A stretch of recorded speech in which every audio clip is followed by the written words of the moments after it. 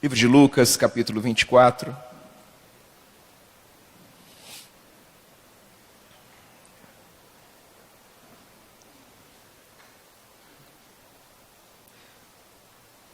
Do 13 ao 32.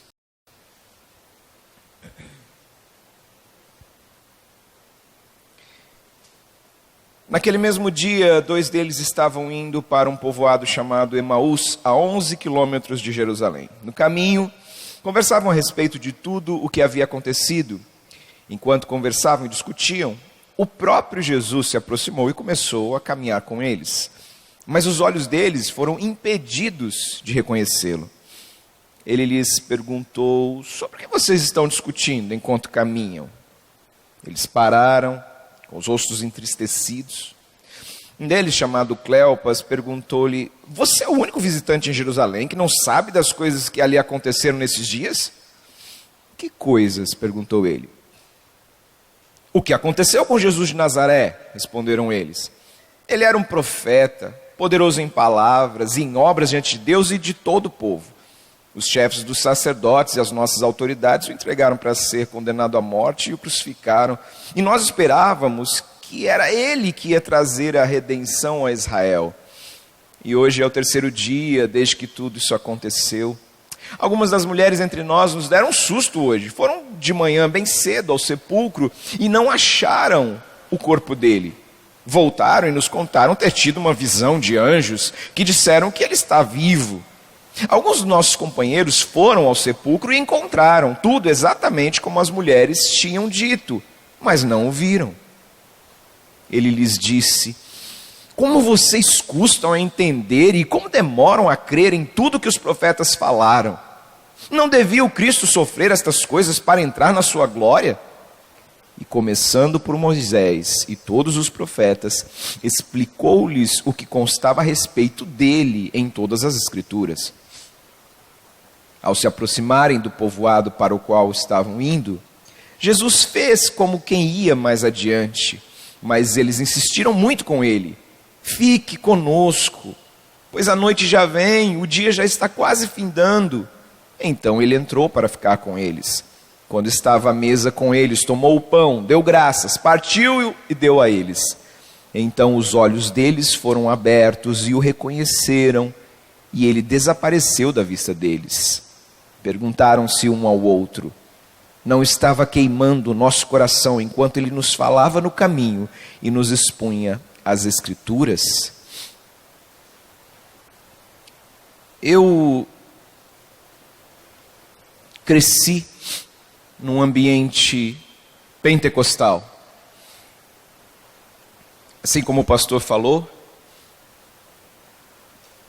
no ventre da minha mãe eu já tinha problemas e nasci com algumas doenças. Eu tive leptospirose.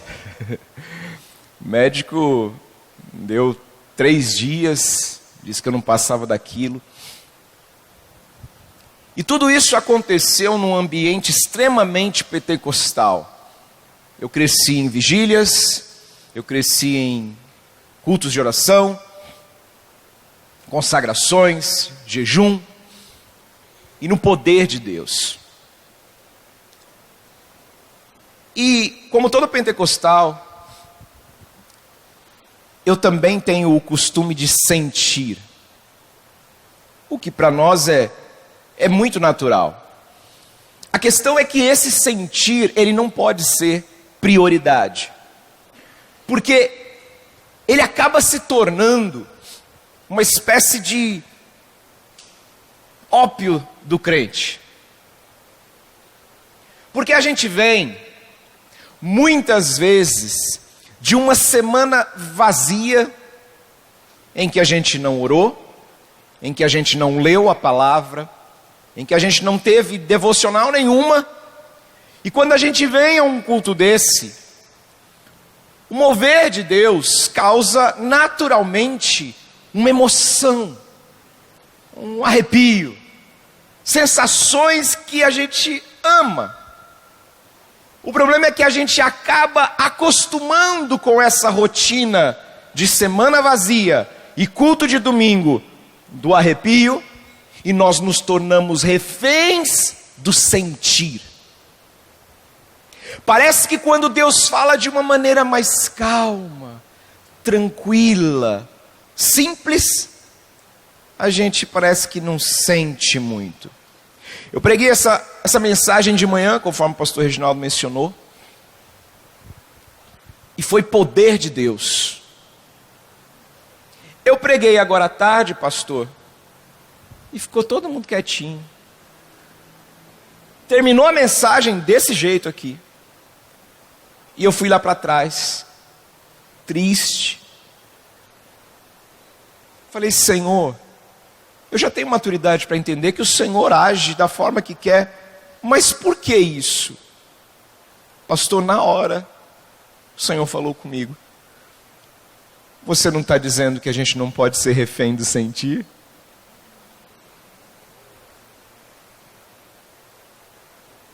E quando eu estava aqui no cantinho, esperando para entrar no próximo culto, 2 pessoas vieram compartilhar comigo o que Deus tinha feito no culto das 5 horas, através daquela mensagem.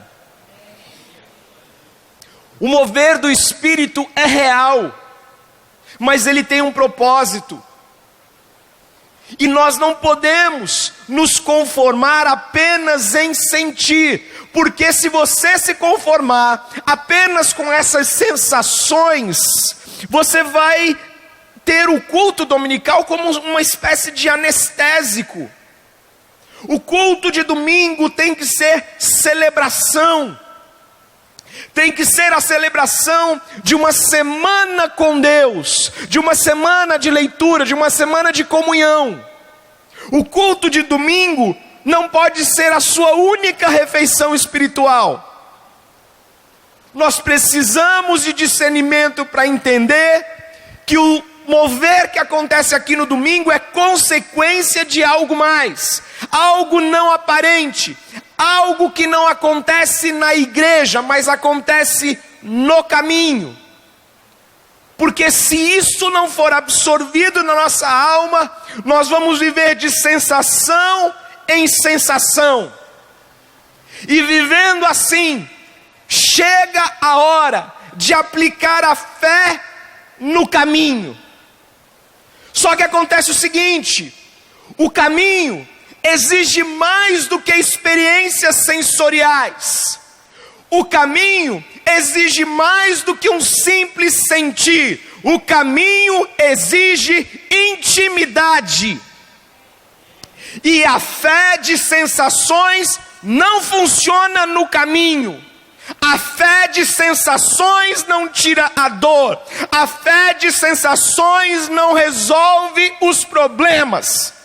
E quando nós estamos no caminho e temos uma fé pautada apenas nas sensações, e tudo isso começa a nos sufocar, fatalmente nós nos frustramos no caminho. A conversa daqueles discípulos começa em um tom irônico. Para mim, a leitura que eu faço desse texto é que eles vinham discutindo calorosamente. Algo do tipo, por que tinham que matar Jesus? Ele fez uma promessa. Ele disse que ele ia redimir Israel. E agora ele morre. Talvez o outro discípulo tenha dito, mas Cleopas, talvez o Senhor tenha um propósito. Não, você não sabe, ele não tinha que morrer. Eles não podiam fazer isso. E talvez aquela conversa estivesse acalorada, quando de repente se aproxima um desconhecido. O que vocês estão discutindo? E aí o pretérito toma conta dos verbos. Ele era um profeta, disse Cleopas. Ele falava com poder. Ele fazia maravilhas. Mas os chefes dos sacerdotes o mataram. E aí vem à tona o motivo principal da frustração daqueles discípulos. Nós esperávamos que ele redimisse Israel. Ué? Mas ele não morreu? Não trouxe redenção? Na verdade, eles deveriam dizer, nós esperávamos que ele fizesse do nosso jeito. A frustração era porque eles esperavam que Jesus redimisse Israel pela força do braço, não morrendo, não os deixando sozinhos. O grande problema das expectativas que nós lançamos no Senhor é que muitas delas Ele não prometeu. O problema das expectativas que nós lançamos no Senhor é porque nós estabelecemos um cercadinho onde Jesus vai fazer assim, assim, assado, e quando Ele não faz, nós nos frustramos. Quem vive a fé de sensações se frustra. E nesse estado, nem que um anjo apareça, você não crê. As mulheres contaram, olha, veio um anjo e nos contou que ele ressuscitou. Eles foram lá, estava tudo exatamente como elas tinham dito, mas mesmo assim eles não creram. Quando nós estamos com foco nas nossas frustrações, a gente pode ver anjo, a gente pode ver fogo, a gente pode ver vento, tudo. E eu te pergunto, a gente acredita nisso? Não. E por que é que a gente fica pedindo milagre, milagre, milagre? Se a frustração está aqui dentro, ela precisa ser resolvida. O povo de Israel passou o mar a seco. Se foi igual ao desenho, eles viram baleias cruzando o mar assim naquelas paredes de água. E mesmo assim, 3 dias depois já estavam reclamando que as águas eram amargas. Uma pergunta não lhe causa curiosidade? Por que é que eles não reconheceram Jesus? Tem pregador que usa esse texto para dizer, anda com Jesus, mas não percebe Jesus, não reconhece Jesus. Ok, respeito, mas a Bíblia diz que eles foram impedidos de reconhecer. Qual é o propósito disto? Eu não sei, mas eu faço a seguinte leitura. Jesus poderia resolver aquele dilema imediatamente. Aquela frustração, aqueles questionamentos dos discípulos, Jesus poderia resolver num estalar de dedos. Ele poderia simplesmente se revelar, dizer, sou eu. Ele poderia ficar naquela forma da transfiguração, podia ficar como se fosse um fantasma brilhando, e os discípulos iam dizer, olha, é Jesus, está tudo resolvido. Mas ele não faz isso. Por quê? Ele podia dizer assim, olha, as minhas mãos, sou eu. Mas eu entendo que o propósito de Jesus era o seguinte, olha, nós temos 11 quilômetros pela frente, cerca de 2h30 mais ou menos de caminhada. Então, ao invés de resolver o problema de vocês fazendo um outro milagre, causando uma nova sensação, vamos fazer o seguinte, faz de conta que eu não sou Jesus, faz de conta que eu não estou aqui, faz de conta que eu sou um mero viajante, porque eu vou mostrar para vocês como é que vocês vão fazer na minha ausência. E começando por Moisés, Jesus vai contando tudo aquilo que o Antigo Testamento falava sobre ele. Deixa eu te falar algo que o Senhor colocou no meu coração. Jesus está em silêncio para que de uma vez por todas você não dependa mais exclusivamente de profecias, de milagres, de arrepios, de sonhos e aparições. O propósito de Jesus estar em silêncio nesse tempo com você é para que você amadureça espiritualmente. Roger, mas por que antes ele falava comigo? Por que antes eu orava e o Senhor dizia que emprego que eu deveria aceitar? Por que ele dizia que carro que eu deveria comprar? Por que ele dizia que forma que eu deveria agir? Porque antes você era menino, mas você não é mais menino.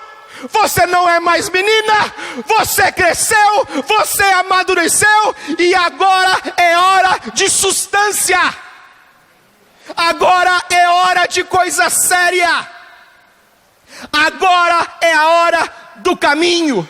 Porque a fé do templo é a fé de domingo, da gravatinha, da luz, da música bonita, bem harmoniosa. Aqui você está seguro. Aqui você tem a fé de Sansão, assim, você se sente um Sansão na fé. Aqui, quando você recebe uma oração maravilhosa dessa, como o pastor Reginaldo fez hoje, você se sente acolhido.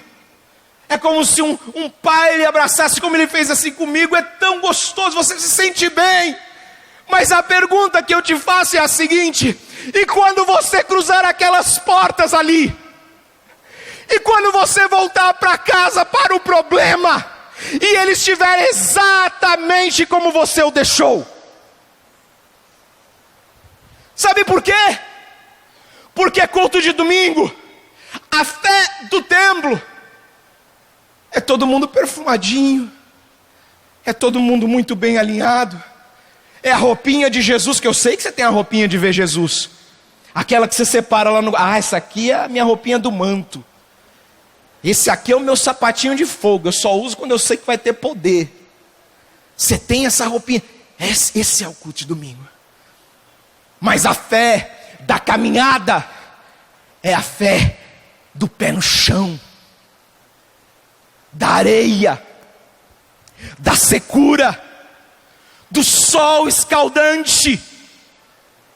E eu te faço uma pergunta: você tem estrutura para viver pela fé, mesmo que Jesus não apareça?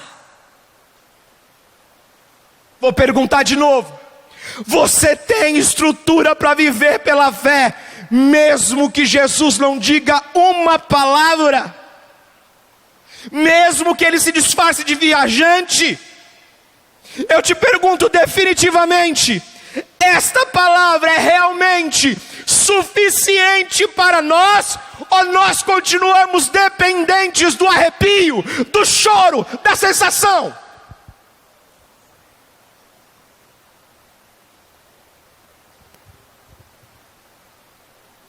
Depois de uma longa caminhada, de treinamento, agora falta a prova final.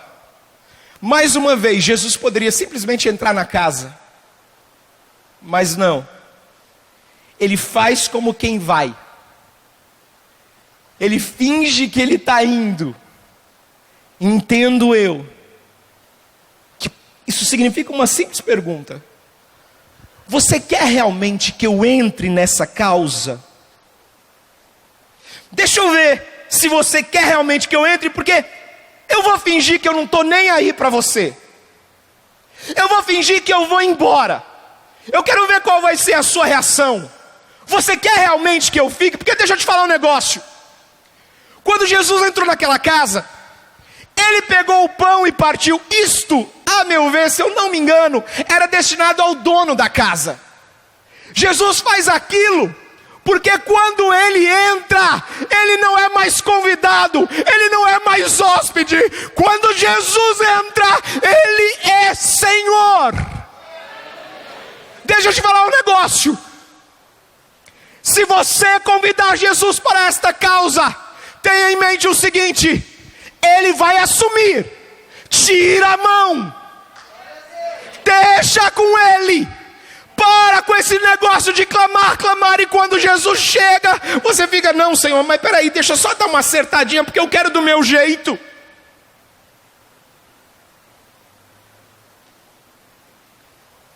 Ele faz que vai embora. Qual é a reação dos discípulos? Senhor, fica. Por favor, fica. Não vá embora. Quando Davi pecou, ele não pediu para o Senhor não levar os carros, os cavalos, o império, o dinheiro. Ele só pediu uma coisa: Senhor, não retires de mim a tua presença. Leva tudo que o Senhor quiser, mas não retires de mim a tua presença, porque a noite está chegando, está ficando escuro, eu estou com medo, mas fica, porque a tua presença me basta. E quando eles passam por esta espécie de treinamento e prova para saber se querem que ele realmente esteja ali, é como se ele premiasse os discípulos, é como se fosse uma colação de grau. Ok, vocês foram aprovados, tomai e comei. E então ele desaparece. Agora, sabe qual é a comprovação de que eles foram aprovados? Porque no caminho, o coração deles ardia, porque eles estavam vendo milagres. É isso? É isso que diz o texto? O coração deles estava ardendo, porque estava tendo ali uma profecia, uma revelação. Era isso? O coração deles estava ardendo porque era um momento excepcional de adoração, de louvor, com canções. Era isso? Não. O texto diz que eles perceberam que era Jesus, porque o coração deles ardia, enquanto ele expunha as Escrituras. Ei, nós somos homens e mulheres falhos, a gente erra, a gente comete erros, a gente comete deslizes, mas aqui não. A palavra do Senhor é perfeita, é eterna, é para sempre. E eu encerro essa mensagem dizendo a você, de forma muito clara, tranquila, serena e em paz, que Deus está em silêncio, para que você aprenda a ter um coração que pegue fogo ao ouvir a exposição da palavra de Deus. É isto.